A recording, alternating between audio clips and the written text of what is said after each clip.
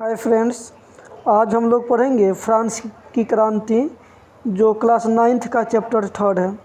तो जैसा कि हम लोग जानते हैं कि फ्रांस की क्रांति की जो भी इम्पोर्टेंट लाइन है उसको हम लोग ने अंडरलाइन कर दिया है।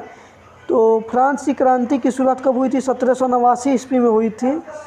और अमेरिकी स्वतंत्रता संग्राम की शुरुआत कब हुई थी? 1776 में हुई थी। और फ्रांस ने इस युद्ध में अब ब्रिटेन के खिलाफ अमेरिका की मदद की थी। ठीक है, इस पेज में जो इम्पोर्टेंट लाइन वो हमने बता दिया। अगला जो इम्पोर्टेंट लाइन वो हम लोग देखेंगे। ठीक है, तो फ्रांस की क्रांति के कुछ बहुत सारे कारण थे, जिसमें कुछ राजनीतिक कारण भी थे। राजनीतिक कारण इसका यह था कि फ्रांस में उस समय बुर्बो राजवंश का शासन था, जिसमें लुई 14वां का शासनकाल था। और लुई 14वां जो था वो बहुत ही योग्य शासक था और वो अपने विरोधियों को बहुत आसानी से दबा देता था। वो अपने विरोध जो आवाज़ उठती थी उसको बहुत आसानी से वह दबा देता था। लेकिन उसका जो उत्तराधिकारी हुआ लुई 16वां, ठीक है, लुई 16वां जब गद्दी पर बैठा कब? 1774 में। तो यहाँ पर जो है 1774 में वो उतना योग्य नहीं था। और उसकी जो शादी हुई थी वो ऑस्ट्रिया की राजकुमारी थी मेरी अंतोइनेट, उससे हुई थी। और वो काफ़ी ज़्यादा ऐशो आराम पर ही खर्च करती थी। वो अपने जो मेन पद होते थे राजकाज के उस पर वो अपने सगे संबंधियों को ही नियुक्त करती थी। और वो कुछ काम करते नहीं थे और काफ़ी ज़्यादा वेतन लेते थे, जिससे लोग जनता पर टैक्स का भार बहुत ज़्यादा बढ़ गया था। देखिए, जो 175 वर्षों तक स्टेट्स जनरल की, ठीक है, स्टेट्स जनरल की जो एक संसदीय संस्था थी उसकी 175 वर्षों तक कोई भी बैठक नहीं हुई थी। ठीक है, और ये जो इम्पोर्टेंट था वह उसका राजनीतिक कारण था, वो मैंने बता दिया। जैसे लुई 14वां जो था कहा करता था कि मैं ही राज्य हूँ। लुई 14वां का यह कथन है कि मैं ही राज्य हूँ। वह उसका लेकिन वह निरंकुश था लेकिन योग्य था, इसलिए वह आसानी से विद्रोह को दबा देता था। लेकिन लुई 16वां उतना योग्य नहीं था, जिसके कारण विद्रोह हो गया। ठीक है, इसका इंपॉर्टेंट राजनीतिक कारण को ब्रीफ में देखा जाए तो यह है: निरंकुश और अयोग्य शासन, संसद की बैठक 175 वर्षों तक नहीं बुलाई गई, अत्यधिक केंद्रीकरण की नीति, स्वायत्त शासन का अभाव, और मेरी अंतोइनेट जो अभी हमने बताया उसका प्रभाव था।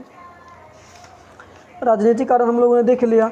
उसके बाद हम लोग देखेंगे सामाजिक कारण। सामाजिक कारण को ब्रीफ में देखेंगे तो इसको यहाँ पर यह है, देखिए, उसका समाज जो था ना, फ्रांस की जो समाज था वो 3 स्टेट में बटा हुआ था।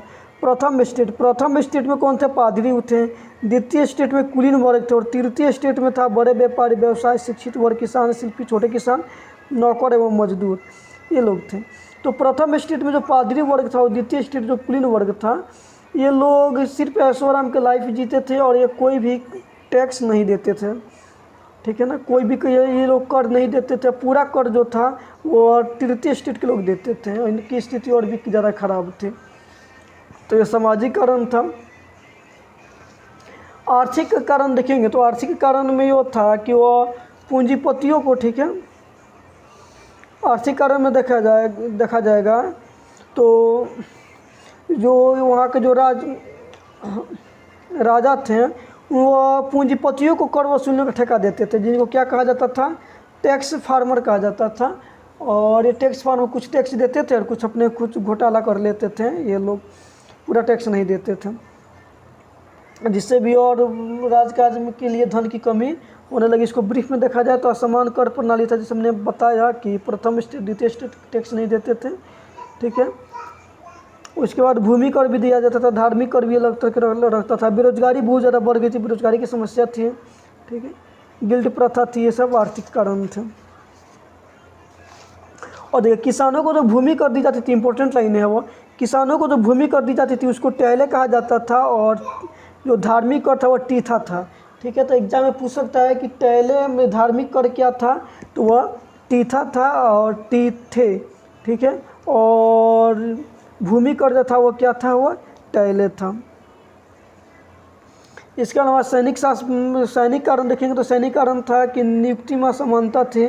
ठीक है, सैनिक कारण उसका था कि नियुक्ति में असमान था और भोजन भी अच्छा से नहीं मिलता था, जिससे वो सैनिक नाराज रहते थे। ठीक है, व्यक्तिगत और धार्मिक कारण देखा जाए तो व्यक्तिगत और धार्मिक कारण यह था कि बिना किसी वारंट के लोगों की गिरफ्तारी हो जाती थी, जिसको क्या कहा जाता था? Letters de cachet. Important letters de cachet कहा जाता था। यह व्यक्तिगत और धार्मिक कारण था। बौद्धिक कारण था, बहुत सारे लेखक और लेखकों का उदय हुआ। जो बौद्धिक जो बुद्धिजीवी वर्ग थे वह समाज में आगे हैं। जैसे मॉन्टेस्क्यू ने अपनी पुस्तक क्या लिखी थी, विधि की आत्मा ने सरकार के तीनों अंगों को अलग रखने के विषय में बताया था। रूसो पूर्ण परिवर्तन चाहता था, जिसने सामाजिक संविदा नामक पुस्तक लिखी थी। दिदरो था, वह बृहत ज्ञान कोश नामक पुस्तक लिखा था। लेकिन इन लोगों में जो था ना, वह मॉन्टेस्क्यू थे और दिदरो ये लोग थे। खासकर मॉन्टेस्क्यू वो नहीं चाहते थे कि वो चाहते थे कि राजतंत्र ही रहे, लेकिन राजतंत्र में सुधार हो। लेकिन रूसो जो था वो रूसो चाहता था कि एकदम पूर्ण परिवर्तन और प्रजातंत्र रहे। कुछ विदेशी घटनाओं का भी प्रभाव था, जैसे इंग्लैंड की क्रांति थी जो 1688 में हुई थी। इन सब से भी उसने फ्रांस की जनता ने बहुत सारी सीख ली। और क्रांति का आप लोग घटनाक्रम देखेंगे, क्रांति कब हुई? तो क्रांति की घटनाक्रम था 1789 ईस्वी में। लुई 16वां को धन की आवश्यकता हुई। धन के लिए उसने 5 मई 1789 को, यहाँ पर लाइन किया हुआ, 5 मई 1789 को उसने स्टेट्स जनरल की बैठक बुलाई। और स्टेट्स जनरल की बैठक में क्या था कि इसमें प्रथम द्वितीय स्टेट के प्रतिनिधि शामिल हुए। तृतीय स्टेट ने देखिए, ठीक है, तो तृतीय स्टेट ने क्या किया? तृतीय, यहाँ पर देखेंगे कि तृतीय स्टेट ने प्रतिनिधियों के लिए मत देने का अधिकार मांगा, जिसको मना कर दिया गया। और वो अपनी सभा नेशनल असेंबली ने वो लोग बना लिए। उसके बाद देखेंगे इसने 14 जुलाई 1789 को पेरिस स्थित जो जेल था बेस्टिल को घेर लिया। और 14 जुलाई बेस्टिल को इन्होंने बेस्टिल कारागिरी को समाप्त कर दिया। और 14 जुलाई को ही फ्रांस की स्वतंत्रता दिवस भी मनाया जाता है। क्यों? क्योंकि उसने बेस्टिल जो निरंकुश शासन का प्रतीक था, जो पेरिस में था, उसको इन लोगों ने तोड़ दिया था। और 27 अगस्त 1789 को मानव और नागरिकों के अधिकार, ठीक है, नागरिकों के अधिकार को स्वीकार किया गया। यहाँ पर 1791 में नेशनल असेंबली का प्रारूप तैयार किया गया। और